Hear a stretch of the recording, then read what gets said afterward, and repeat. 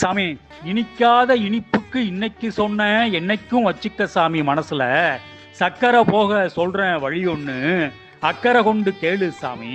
சுகமா சுண்டக்கா 10 எடுத்துக்க, பதமா நசுக்கி கொஞ்சம் மென்மையாக்கிக்க சாமி எடுத்த சுண்டக்காய.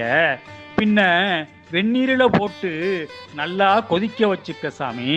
அது பின்ன முனைப்பா முன் விரல்களால கொஞ்சம் உப்பெடுத்து போட்டுக்க. அது பின்னையும் சொல்றேன் கேட்டுக்க. தண்ணிய மட்டும் தனிவா இருத்திக்க சாமி.